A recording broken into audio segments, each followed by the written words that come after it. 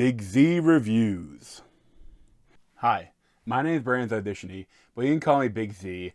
And today I'm talking about one of my favorite video game series, Mass Effect, and what I believe led to the largest reaction to the ending of a video game in history. I mean, I would probably say that it's the biggest negative reaction to an ending in any piece of media, but I think that Game of Thrones, it might challenge that throne. So back in 2012, almost 10 years ago, I was part of the sometimes cringy movement that was trying to get BioWare to change the ending of Mass Effect 3 after it came out. And it was actually called hashtag Retake Mass Effect.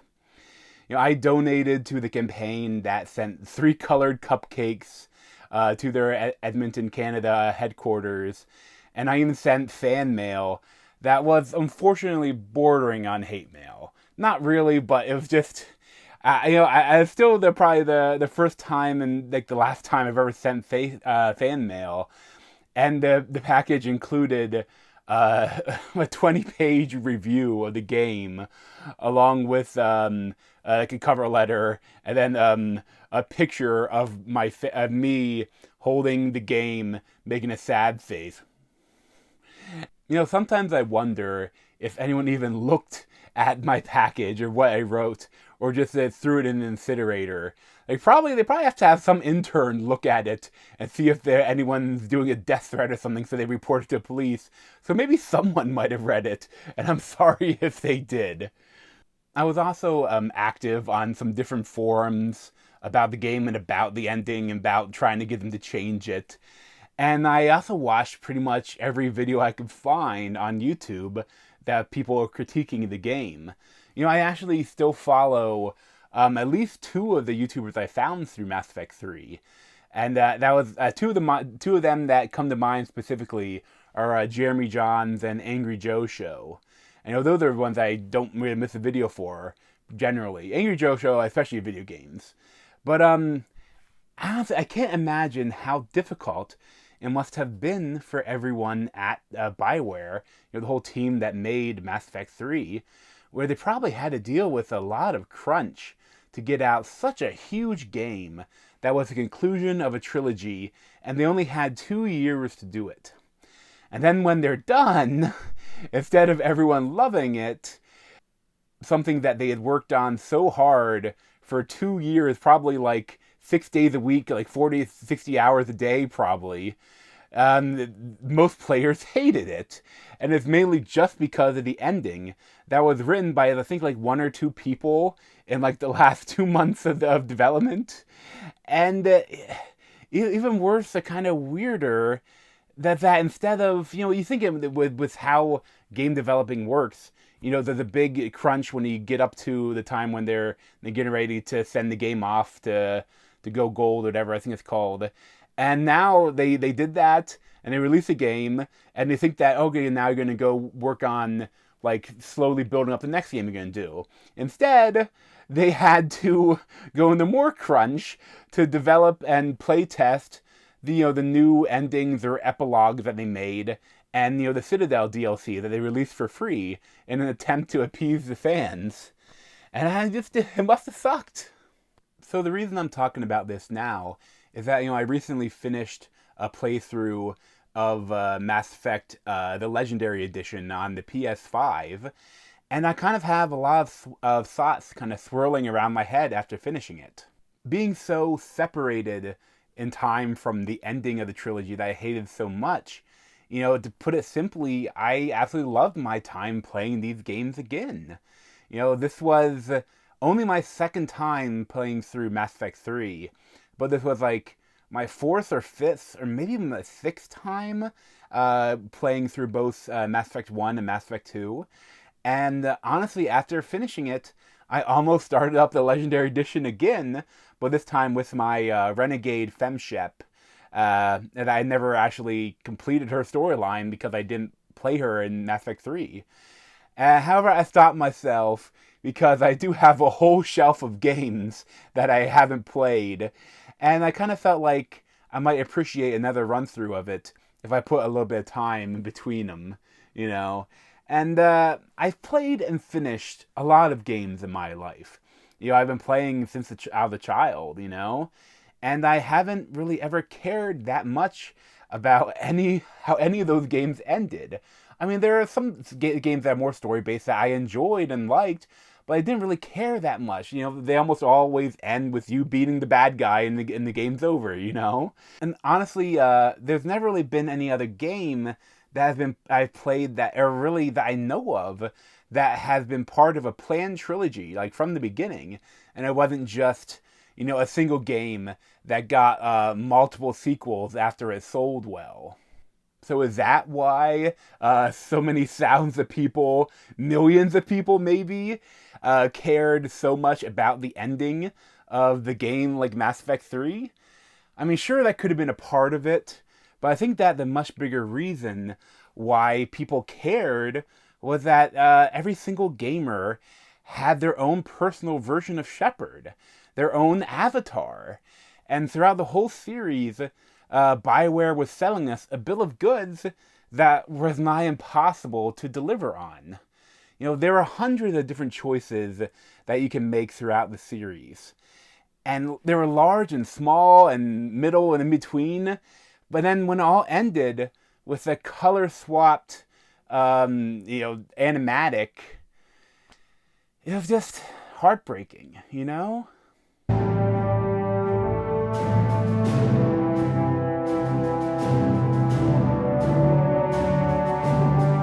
Especially when that color swapped ending has our avatar being killed. Or he took a breath in the only ending I consider to be canon. But, and this is all after talking to a goofy star child, like final boss. And then after that, all the characters that we cared about were running away from the battle and were stranded on some random planet. I think after all that, so many players, their immersion was just destroyed, I truly believe that the visceral hatred the ending elicited in so many gamers was not just the result of that shitty ending, but it was a breaking of the illusion of choice that people had believed in for years while playing Mass Effect. When you read a choose your own adventure story, you have that whole book sitting in your hands. It's clear that your choices are very limited. You can't go beyond the pages in that book. And then I love reading too. And many times when I'm reading a great series, I actually have dreams where I'm thrown inside the stories of the characters. But with that being said, books are nowhere near as immersive as a video game. I truly believe that no other form of media is as immersive as a good video game. Every gamer understands that your choices are limited, of course. Even in a BioWare-style game where you create your own version of a character, and there are at least 2 to 3 choices for pretty much everything you do in the game. Unless, of course, you're playing a live service game, or they add story DLC. Everything that can happen has already been coded onto the disc, or onto the download nowadays. However, a very magical thing can occur where a player truly feels like they are part of the game that they are playing. This can only happen when it comes together with fun gameplay, excellent writing, good graphics, and characters that you can grow to love. All of these aspects were so strongly present in each game in the Mass Effect trilogy, and that resulted in it being, 3 of the most immersive games that have ever been developed. In each Mass Effect, you had a spaceship, a home in the Normandy, and it was full of unique characters that you could find and recruit, and millions of people were willing to wait on way too long loading screens, especially back in the Xbox 360 and PlayStation 3 days. Riding those long elevator, the elevator where all the load screens were hidden, and riding on them was just so annoying and boring. But, so many players were willing to do that, because of those amazing characters. I'm sure almost every gamer, wanted to see what those characters had to say after every single mission. And this is a direct result of amazing writing, character development, and voice work that also shows one of the first dangers surrounding the breaking of immersion. There are a multitude of memes that were birthed from Mass Effect, but one of my favorites is when the game, even one that the game talks about in Mass Effect 3, was Garrus and his calibrations. Have you got a minute? Can it wait for a bit? I'm in the middle of some calibrations. It sucks when you take time out of your day to go talk to your favorite crew members, only to hear them say the same canned response you got the last two times. And I think the memes were created partially as a way to explain the limitations in the dialogue. It wasn't that BioWare didn't write and record enough unique dialogue. It was that Garrus was so obsessed with calibrating the Normandy's weapon systems that he was literally too busy calibrating to talk every time he came to see him. This is honestly one of the best parts of Mass Effect 3, where it was very seldom, except maybe towards the end, especially when you're doing every mission you can, where you would go to see all the crew members, and they would always have at least some little small thing to say. And I also loved how the characters felt more alive on the ship, where they weren't just locked in one room. They could instead be found in different places on the ship, and they might even be having conversation with the other characters that you could walk in and listen and interrupt. I really loved that stuff. Every time you made a choice in Mass Effect, you had an expectation that there was going to be a consequence, and this aspect had been reinforced multiple times throughout the series, especially where the choices that you made in previous games would have massive effects in the later games in the series. I mean, truly, no other game has done this, or really even attempted to do this, where you would actually just load like everything you've done in the previous game into the new game, even if it's been years in between releases, and you could just continue your own personal story. Even BioWare themselves didn't really try to do this in other games that they made, like Dragon Age, that were almost the same games, but fantasy instead of sci-fi. And I mean, you could kind of, at the beginning, you could load your choices, but it really wouldn't change anything. Like, they wouldn't even know if the person was a male or female, what they actually did, if they were even still alive. But so it was like they remembered some of the choices, but really, it was nothing like what happens in Mass Effect. I can't even imagine the decision trees that were mapped out, each and every possible choice that a player made, what they would look like for the series. At the same time, you could see at certain points when they had to try to trim the branches to limit all the different varying paths that could develop from your previous choices. And I think that this was most felt in Mass Effect 3. Because, in both Mass Effect 1 and Mass Effect 2, BioWare made the choice to let a player decide, who lives and who dies for almost every single character in the game. And in many ways, this is absolutely amazing. But in other ways, they kind of shot themselves in the foot. Because, unless you wanted to write and develop large, important storylines for characters that a decent amount of players might never even see, they had to limit those characters' importances and relevance, in later games. Just as examples, in Mass Effect 3, you can be a real bastard as Renegade Shepard. Including one scene where you murdered one of the best crew members in Rex. How can you not see what this means to the Krogan? This base can't be destroyed. I won't allow it.